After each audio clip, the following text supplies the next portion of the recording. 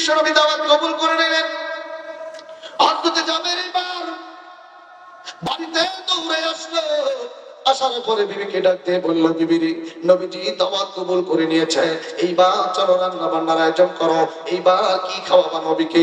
একটা বকরি ছিল, এই বকরিটা জবাই করে জাবের গোশত টোস্ত গুলো সুন্দর করে বানাইয়া এই গোশত গুলো বিবিকে দিল, তুমি রান্না করো। খুব মনোযোগ দেন। দুইটা বাচ্চা ছিল জাবেরের, একটা হলো বড় সন্তান মারুফ বিল্লাহ, আরেকটা হলো ছোট সন্তান মাসুম বিল্লাহ। ছোট বাচ্চা মাসুম বিল্লাহ বাড়িতে ছিল না, বাইরে খেলার জন্য গিয়েছিল। আর বড় সন্তান মারুফ বিল্লাহ বাড়িতে ছিল। মারুফ বিল্লাহ ধরেছে বাবা জবাই করেছে এই ছাগলটাকে। এইবার যখন বিবির কাছে গোশতগুলো বানাই দিয়া ডাকতে বলল, বিবি গো, এই যে গোশতগুলো দিলাম, তুমি এবার তোমার মন মতো তৃপ্তি সহকারে রান্না করো, আর আমি গোসল করে চলে যাচ্ছি, এখনই আসবো না। নবীজিকে নিয়ে দুপুরবেলা নামাজের পর একসঙ্গে আসবো, তুমি তোমার মতো রান্না বান্না করে রেডি করে রাখো। খুব মনোযোগ দেন। জাবের সাহাবী বাইরে চলে গেল নবীজির দরবারে। বিবি রান্নাঘরে ঢুকে পড়ল। বড় সন্তান মারুফ বিল্লাহ উঠানের মাঝখানে এবার বাক্কা কি এক কিনারে একটা গাছের নিচে চুপ করে বসে আছে। এরকম করে কিছু সময় পার হইয়া যায়, হঠাৎ করে নজর করে দেখে দূর থেকে মাসুম বিল্লাহ ছোট্ট বাইটাইতাছে। বাড়ির ভিতরে ছোট্ট সন্তান মাসুম বিল্লাহ কেবল প্রবেশ করেছে, কিন্তু চোখের সামনে নজর দিয়ে দেখে রক্ত দেখা যায়। ভাই ডাকতে বলল, বড় ভাই কিসের রক্ত দেখা যায়? ছোট ভাই জানতো না যে নবীজির প্রেমে বকরিটা জবাই করা হয়েছে। বড় ভাই ডাকতে বলল, ছোট ভাই, নবীর প্রেমে আব্বা বকরিটা জবাই করেছে, নবীজি দুপুরবেলা আসবে, নবীজি সেই বকরির গোশত দিয়ে রুটি খাবে, রুটি দিয়ে গোশতের ভুনা দিয়ে খাবে। কিন্তু মাসুম বিল্লাহ কিছুক্ষণের জন্য চুপ হয়ে যায়, কোনো কথা বলে না, কোনো সাউন্ড করে না। বড় ভাই ডাকতে বলো, ছোট ভাই রে, তোমার বুঝি মনটা খারাপ হয়ে গেল? বড় ভাইয়ের কথায় ছোট ভাই ডাকতে বললো, বড় ভাই, আমার মনটা তো জবাই করছে, এই জন্য খারাপ হয় নাই, কারণ আমার দয়ার নবীর প্রেমে, আমার পেয়ারা নবীর প্রেমে মোহাব্বতে জবাই করছে, আমার মনটা খারাপ হয় নাই। কিন্তু আমার মনটা খারাপ হলো আমার নবীর প্রেমে আব্বা বকরি জবাই করেছে, কিন্তু কেমন করে জবাই করেছে এটা আমি দেখতে পারলাম না, না দেখা পর্যন্ত আমার শান্তি নাই। বড় ভাই, তুমি কি একটু দেখাইবা নি কেমনে আব্বা জবাই করেছে? এইবার বড় ভাই হাতের মধ্যে এইরকম একটা হাত দিয়ে এইভাবে দেখাইলো যে আল্লাহু আকবার বলে জবাই করছে। ছোট ভাই এবার ডাক দিয়ে বললো, বড় ভাই, না না, এইভাবে দেখাইলে হইব না, কারণ আব্বা তো হাতের মধ্যে হাত দিয়ে জবাই করে নাই, আব্বা তো নিশ্চয়ই অস্ত্র দিয়ে ছুরি দিয়ে জবাই করছে। আব্বা যেভাবে ছুরি দিয়ে জবাই করছে এইভাবে আমার দেখাইতে হইব ছুরি দিয়া। ঘরের ভিতর বড় ভাই ঢুইকা এরপরে ছুরিটা নিয়ে আইলো। যুদ্ধের ময়দানে ধারালো ভারী ছুরি ছিল। এ বন্ধু বাবাজি, এই ছুরিটা নিয়ে আসার পরে ছুরিটা দিয়ে এইবার হাতের মধ্যে বড় ভাই মাসুম মারুফ বিল্লাহ এইভাবে দেখাইলো, আল্লাহু আকবার বলছে। কিন্তু ছোট ভাই বলল, বড় ভাই, এইভাবে দেখাইলে হইব না, কারণ আব্বা তো হাতের মধ্যে বাজায় জবাই করে নাই, আব্বা তো গলার মধ্যে বাজাই দিয়ে জবাই করছে। আরে ও বড় ভাই, আমার তুমি গলার মধ্যে বাজাই দিয়ে জবাই করে দেখাইবা? বড় ভাই ডাকতে বলো, ছোট ভাই রে, আর তো কোনো কর্মী নাই, কেমনে গলায় বাজাই দিয়ে দেখাবো? ছোট ভাই ডাকতে বলো, বড় ভাই, তুমি আমাকে দেখাইবা? আমি জমিনের মধ্যে শুইব, আমার গলার উপর বাজাই দিয়ে তুমি দেখাইবা? মাসুম বিল্লাহ জমিনের মধ্যে শুয়ে গেল। বড় ভাই ছুরিটা গলা থেকে 8 আঙ্গুল উঁচুতে ছুরিখানা নিয়ে তারপর দেখাচ্ছে যে আল্লাহু আকবার এইভাবে জবাই করছে।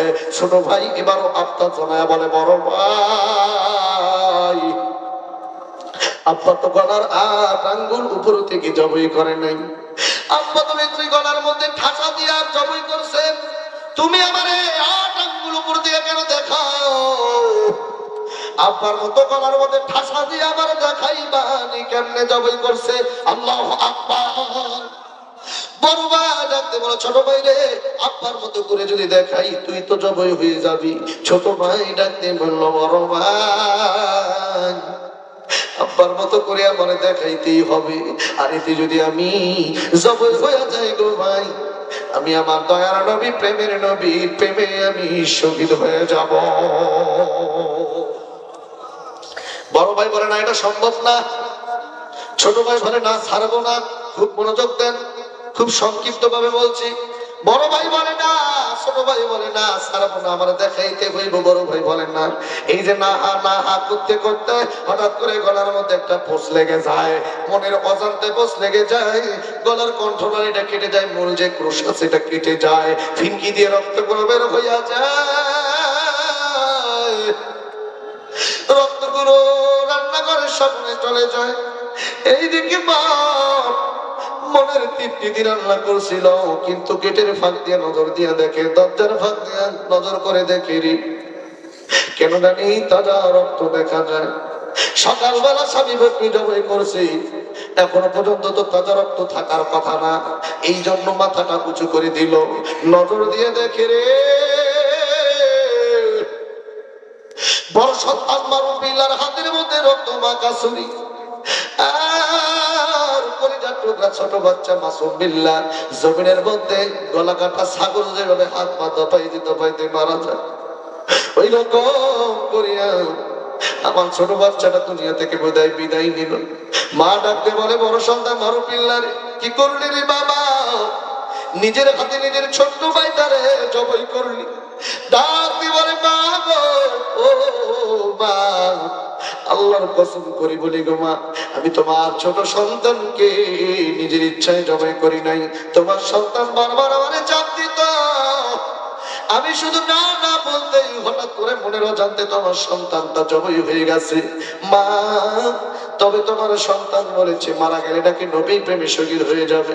মা এবার কাছে যাইতে বড় সন্তান হাতের মধ্যে থেকে ছুরিটা ফেলাই একটা জোরে দৌড় মারছে। এরে বাজান বন্ধুরে দিলটা নরম করে দাও, দেখো না বন্ধুরে একটা মোটা চোখের পানি ফেলাতে পারো কিনা, অনেক গরম হয়েছি, অনেক হাসাহাসি করেছি, এবার একটু দিলটা নরম করে শেষ বেলায় একটু দেখেন দুটা ফোঁটা চোখের পানি ছেড়ে দিতে পারেন কিনা। এরে বাজান বন্ধুরে একটু গভীর মনোযোগ দেন, পর্দার আয়নের মায়েরা একটু এইদিকে কান লাগান, আর দিলটা নরম করে দিয়ে দেখেন চোখের পানি ভরাতে পারেন কিনা।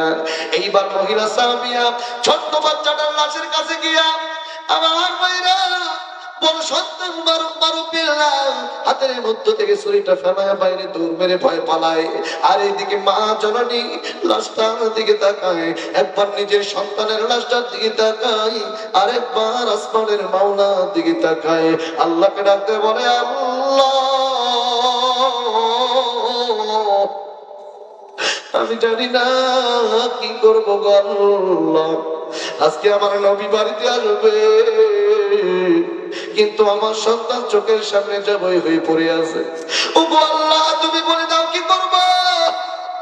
দুনিয়ার কোন মা নিজের চোখের সামনে গলা কাটা লাশ, সন্তানের লাশ থেকে কোন মা সহ্য করতে পারে? আল্লাহ আমি কি করব? আল্লাহ তুমি আমাকে বলে দাও। আমার আজকে নবী আসবে, আমার দীর্ঘদিনের আশা, আমি আমার নবীকে দাওয়াত খাওয়াবো।